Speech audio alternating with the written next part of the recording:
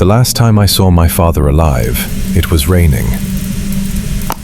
Not a light rain, one of those dirty November rains that stick dead leaves to the asphalt. I was in my car, parked in front of the house. I couldn't get out. 3 years without setting foot here. 3 years telling myself I'd come back later. Later had become now. My father died alone. That's what the nurse told me on the phone. Heart attack, in his armchair, the TV on a news channel. No one was notified for 48 hours. No one missed him. His name was Richard Cross, family doctor. His whole life in that white house at the end of Cedar Road. He treated the elderly, children, pregnant women. He was kind, my father. Too kind. The kind of kindness that hides something. My mother left when I was 8. Cancer, fast. 6 months between diagnosis and the grave.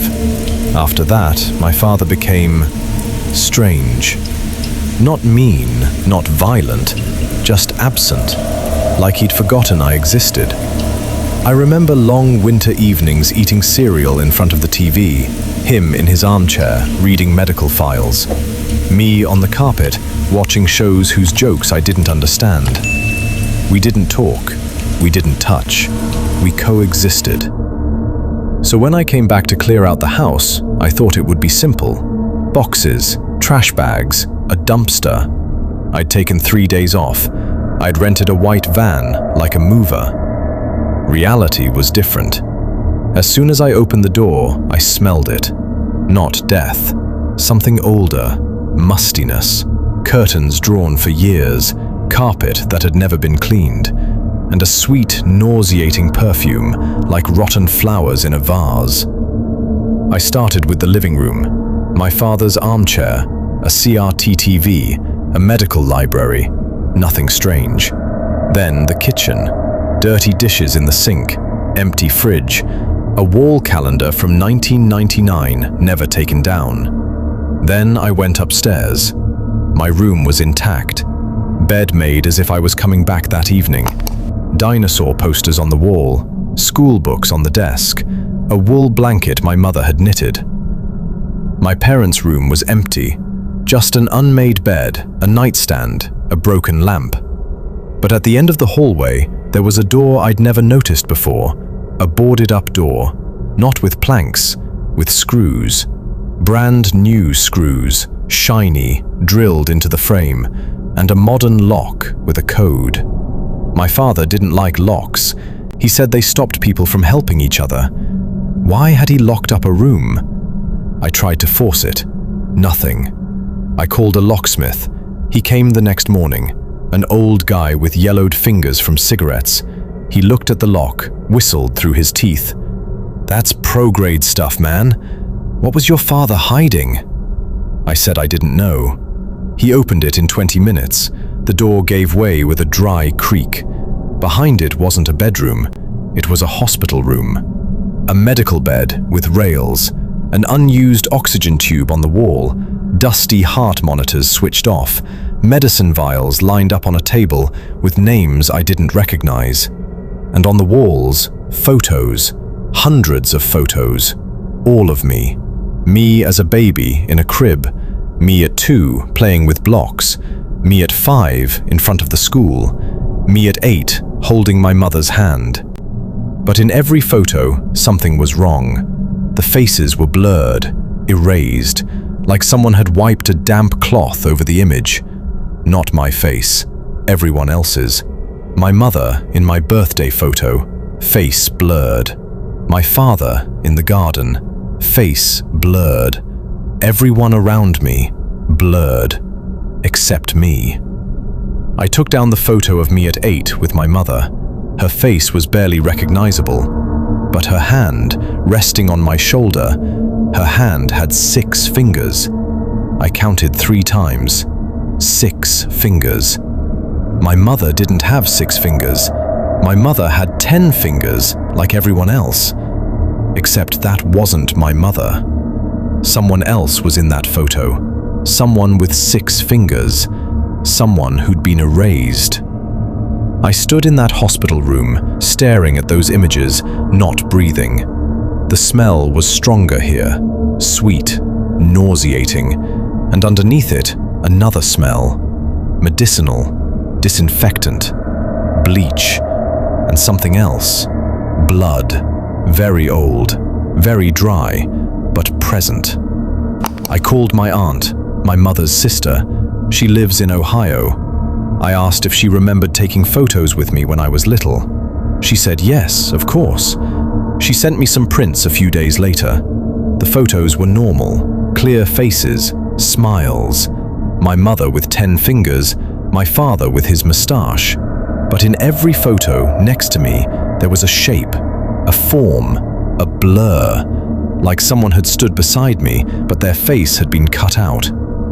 I called my aunt back. I asked if I had a brother, a sister, a twin. She paused for a long time. Then she asked why I was asking. I told her I'd found a hidden room, that there were altered photos, that I saw silhouettes. Her voice changed. Listen, Ethan, your father was a doctor. He saw things, serious things. When your mother got sick, he wanted to protect her, and you too. There were complications. At birth, no one ever told you. I asked her to tell me the truth. She hung up. The next day, I received a package. No return address, no name. Inside, a medical file, my mother's, and a birth certificate. Twin, fraternal, girls, not a boy, girls. I was born a girl? No, that's impossible. I'm a man. I've always been a man. I have a man's body, a man's voice. My birth certificate says Ethan, male, but this file says something else. I read it 3 times. My mother gave birth to twin girls, premature. One died at birth, the other survived. But the survivor, according to the file, suffered from a rare genetic anomaly, sexual ambiguity. The doctors had recommended male assignment to simplify things. They chose. They raised Ethan as a boy, and they erased the other. Erased? No. Hidden. The dead twin was named Elena, a little sister who died before she lived. But the medical file said something else. A handwritten note at the bottom, in my father's writing. Elena did not respond to treatment. Seizures, self-harm, danger to Ethan, home confinement recommended. Confinement, not death. Confinement. My sister wasn't dead. She was locked up, somewhere, by my father. And that hospital room, it wasn't for me, it was for her. I went back to the house. I searched every wall, every closet, every corner. Nothing. No basement, no attic, no trapdoor. But in the garage, I found a door I'd never seen. A steel door, painted white to blend into the wall, with a fingerprint lock. Mine. My father's fingerprint was registered, but he'd also programmed mine. I put my finger on it. The door opened onto a staircase, going down, very deep, much deeper than the house's basement. Concrete steps, worn, old, bare light bulbs barely illuminating anything. The smell was unbearable, sweet, rotten, chemical, and noises, scraping, like fingernails on metal. At the bottom, a room, a cage, a real cage with steel bars, like an oversized dog kennel. Inside, a woman, very thin, long gray hair, even though she couldn't be older than 30, deformed fingers, nails too long. She had 6 fingers on each hand. She was sitting in a corner, on her knees, hunched over.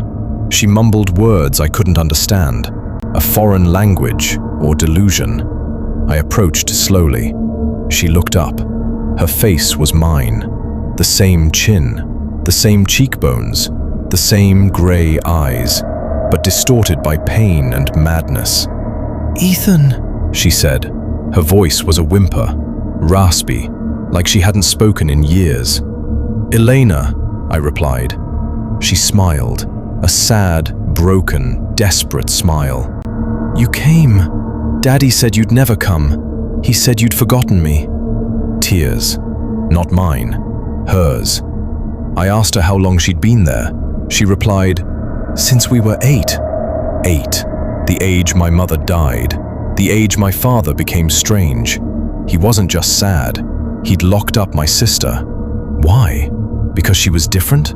Because she had 6 fingers? Because she was dangerous?" She continued. She said my father gave her injections every day to calm her down, he said. She didn't remember what she'd done to deserve it. Maybe nothing. Maybe just existing. I asked her if she wanted to leave. She shook her head slowly. "We mustn't. He said if I leave, people will come. They'll put me in another cage, with no bars but a cage all the same.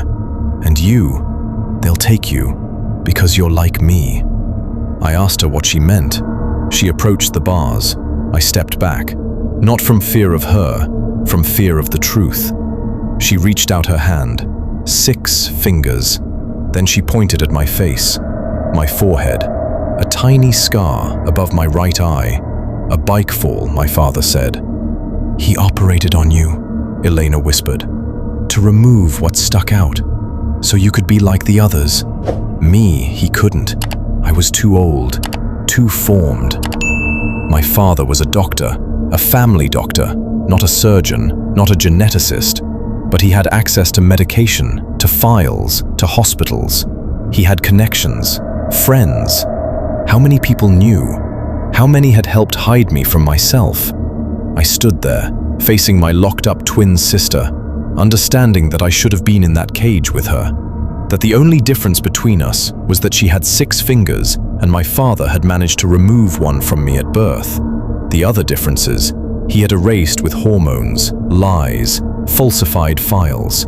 My mother didn't die of cancer. My mother left because she couldn't stand what my father was doing, what he was doing to us. Elena took my hand through the bars, her cold, bony fingers, too long. "Will you stay?" she asked. I looked at the door behind me. Freedom, light, the normal life I'd had, and I looked at Elena. 30 years in a cage. 30 years hearing my father's footsteps on the stairs, the injections, the muffled screams. "I'll come back, Elena. I'll come back with keys, with people. I'll get you out." She shook her head. "We mustn't. He said if you come back with people." He left letters everywhere, at the bank, with friends, at the newspaper. Letters saying you're sick, that you're making things up. No one will believe you. My father, even dead, had planned everything. I went upstairs. I called the police. I told them there was a woman imprisoned in my house. They came. They went down the stairs. They saw Elena. They saw the cage. They took photos. Then one of them took me aside. "Mr. Cross, do you have proof that your father did this?" I showed the medical file, the photos, my father's letters. The officer looked at me with a mix of pity and suspicion. "The DNA tests, we'll do them. But your father was a doctor, respected. If you file a complaint, it'll come out. Your name, your story, hers. Are you ready?" 3 days later, Eleanor was in a psychiatric hospital. Not a prison, a real hospital, with kind doctors, open windows, warm meals. I went to see her. She wasn't talking anymore. She stared out the window at the trees, the birds. I sat next to her. I took her hand. Her 6 fingers wrapped around my 5. "You see?" I said. "We're together." She turned her head and she smiled, a real smile, for the first time. The investigation lasted 6 months. My father had accomplices, other doctors, nurses, people who knew, who looked away, who signed papers. None were charged. The evidence was too old, too fragile, too easy to destroy. Eleanor stayed in the hospital. I went back to my life, my job, my apartment, my friends. Except everything had changed. I look in the mirror now, and I don't see a man anymore. I see a construction, an assembly of lies, surgeries, willpower. I also see Elena, her face in mine, her 6 fingers, her cage. Sometimes I dream that I never opened that door, that I sold the house without looking, that I forgot. But the truth is there, in my DNA, in that scar above my eye, in the sweet smell that still follows me some evenings. My father stole my sister from me. He stole my identity from me, but he didn't steal my memory. My name is Ethan. I was born a girl. I have a twin sister named Elena, and that white house at the end of Cedar Road, it's still standing. No one wants it. Me neither.